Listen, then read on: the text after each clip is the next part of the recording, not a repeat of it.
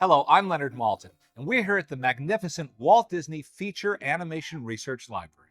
And with me are two of the living legends of animation, Ollie Johnston and Frank Thomas.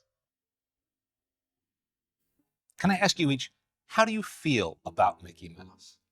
Oh, I have a great affection for him because he meant a lot in my life.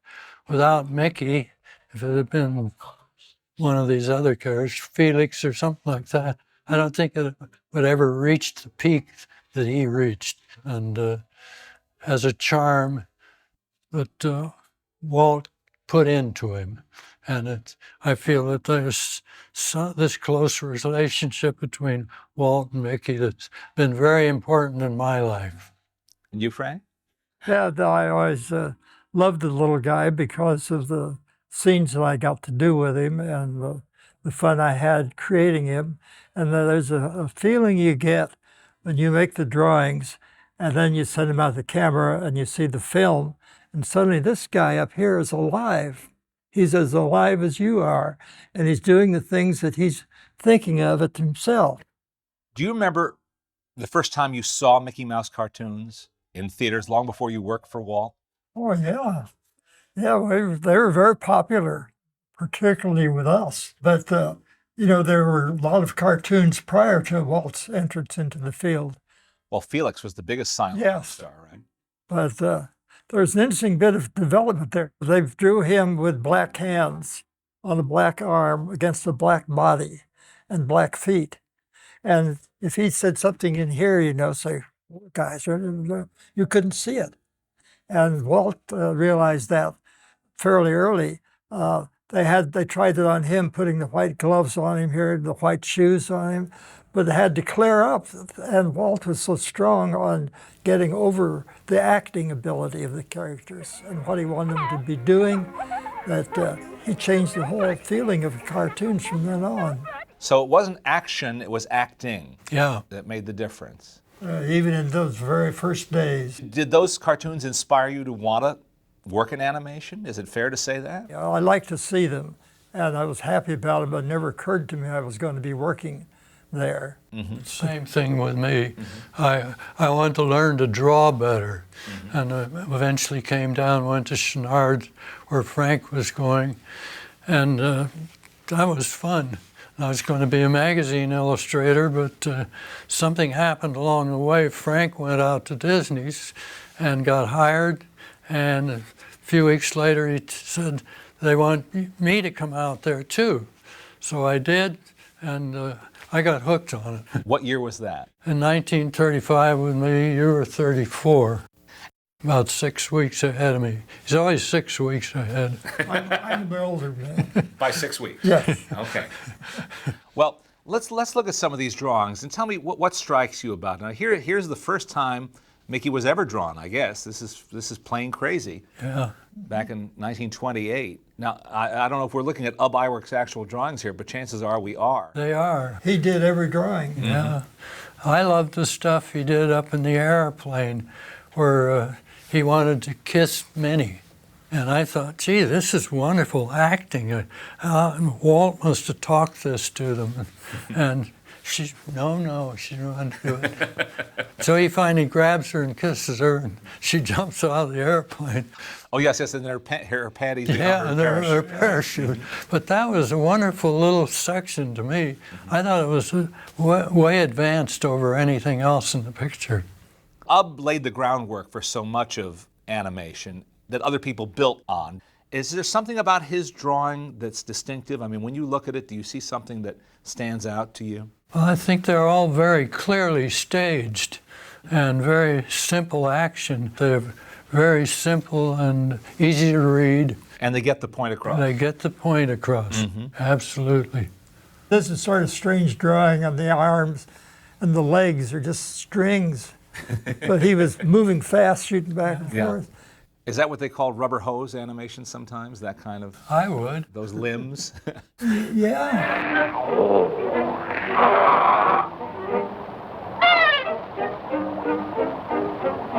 There are an awful lot of stiff things in the early action, but Ub knew how to handle it somehow so that he could do something that was strong by being stiff.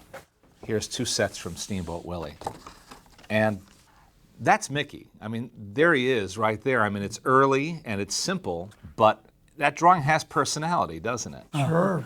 And that's just one frame, but it's there.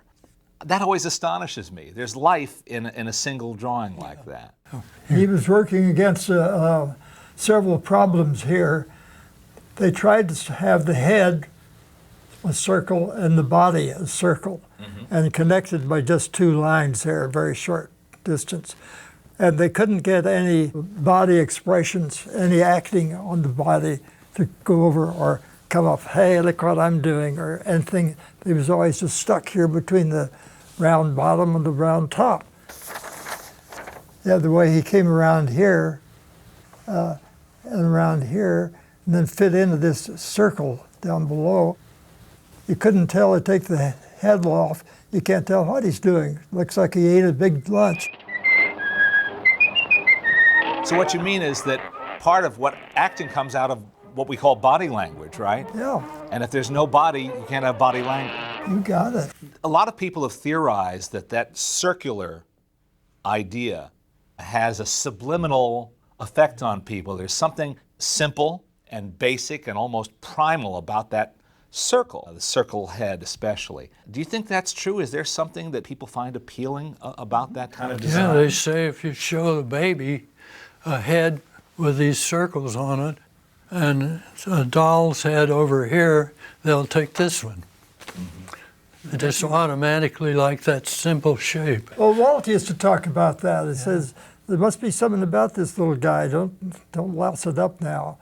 At one point, they were leaving off the tail because they didn't like, he doesn't have to be enough of a mouse. What are they going at? They got to get more personality in here. Walt spotted it immediately. What happened to his tail? What are you guys doing here? Do you remember, was there a lot of discussion about him being a mouse? He was so much a person. It was almost an afterthought, it seems, that he was a mouse. Did you think of him as a mouse? No, we never tried to animate him like a mouse. We never put him on all fours.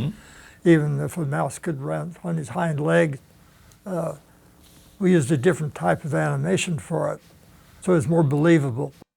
Let's talk a little about Walt being Mickey's alter ego. It's been said many times, and Walt's widow, Lillian, was heard to say after Walt died that it was very hard for her to ever look at Mickey Mouse because he reminded her so much of her husband. Yeah. Well, somehow you felt he created the character, even though Ub drew the stuff. Walt was the guy that okayed it all the time that I was there before we got into things like Snow White. I always thought of Walt as being part of Mickey and vice versa. The ideas that he put into Mickey were so important and made the personality. Did you ever watch him at a recording session? Did you ever watch him perform as Mickey? You did for Was that for the Pointer? Pointer. Yeah.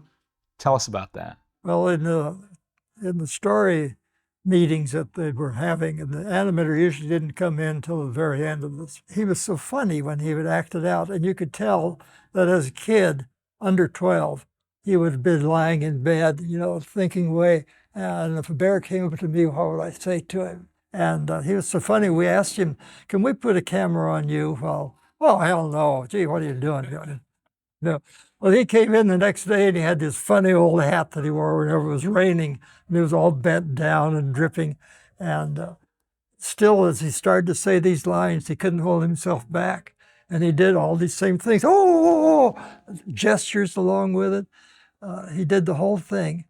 He was a wonderful actor. He'd get up and act something out in the picture that you wanted. Jungle Book, he did a lot of good stuff for us. It's just a natural actor, but he had to be in the right mood to do it. Let's look at some more advanced drawings then. Now, this is from the birthday party, where they're really getting the characters better established as Look at the way the legs are drawn.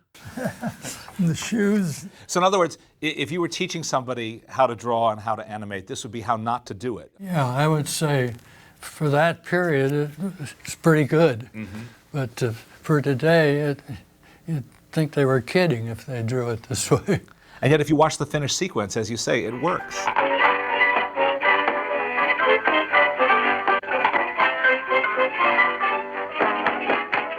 So you look at a drawing, can you tell, is it like a fingerprint? Can you tell whose mark is on that drawing?